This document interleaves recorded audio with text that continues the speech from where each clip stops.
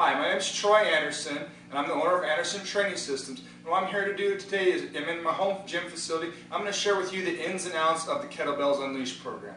This is not a follow-along workout. This is actually for those that either have not been using kettlebells. And basically what I'm going to do is give you a little bit of a snapshot of what the program will look like, and hopefully a few useful tips that you can use during your programming, and also let you see how the programming might look and flow in a kind of actual situation as we can make it here. So the first part of the program is a superset between kettlebell snatches and dips. So what I'm going to do is I'm going to perform a few repetitions on each arm with the kettlebell snatches, let me speak a little bit about some of the technical qualities of it, and then I'm going to move into dips and do likewise. We're going to give it a little bit of a little break, and then we're going to move on into our second set of drills that are also what are going to be kettlebell step-ups, or double kettlebell step-ups, and pull-ups. And we'll go ahead and talk about those in a similar manner. I'm not going to talk about the programming as much. I'm going to talk more about the technical performance of the drills because the programming is in the Kettlebells Unleashed program. So let's go ahead and get to it. Our first drill is the kettlebell snatch. This is the preeminent and probably the drill that most people associate with kettlebells. It's an excellent drill. It's a great total body exercise. And all we're going to do, I'm going to go ahead and turn a little bit profile so you can see me. This is a one-arm drill or unilateral drill, and all of it is driven from the hips and pelvis. Almost every single kettlebell drill that you'll see in the Kettlebells Unleashed program is driven from that area. So I'm going to go ahead and give you a little bit of a work. I'm going to give you a few repetitions, and then if you're having some troubles, I'm going to give you a way to work yourself into this. So here's how it's going to go. Grab the bell. I'm going to grab a little bit closer to the inside handle. So if I'm grab with my right hand, I'm going to grab a little bit closer to the rounding or where the bell starts to curve downward with my right hand. From there, I'm going to clench my glutes real firmly. I'm going to kind of drive my feet in the ground real firmly, plant my feet on the ground. And all it is going to be an action of reaching my hips back, exploding and snapping them forward as I punch towards the ceiling. So here's what we're going to look like. I'm going to give it a couple prep swings.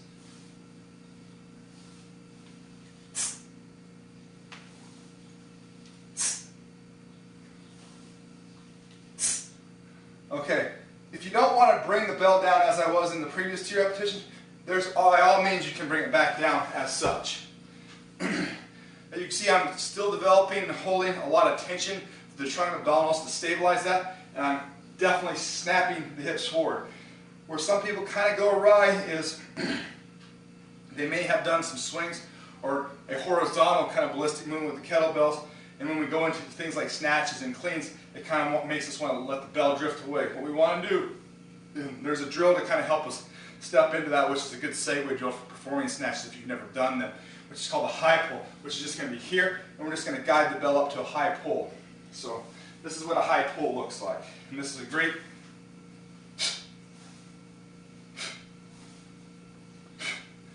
segue into the snatch.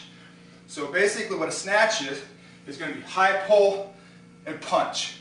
The punch is critical. If you do not punch, I'm going to show you with a lighter bell. The bell is going to get caught and kind of stuck in the middle, and it's going to fall around, and it's going to have that ever so well talked about whack on the wrist that many people associate and talk about with kettlebells. So I'm going to show you the wrong way to do this, which would be to come up and no punch, and it falls on your wrist.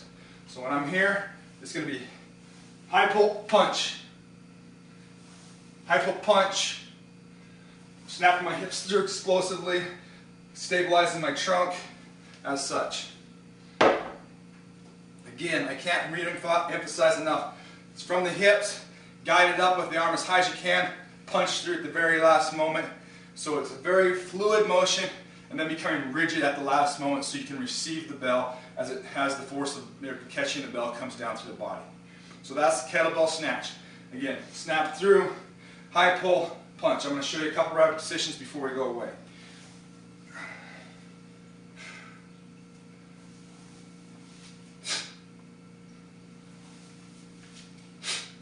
Now I'm going to just show you a couple slow down ones.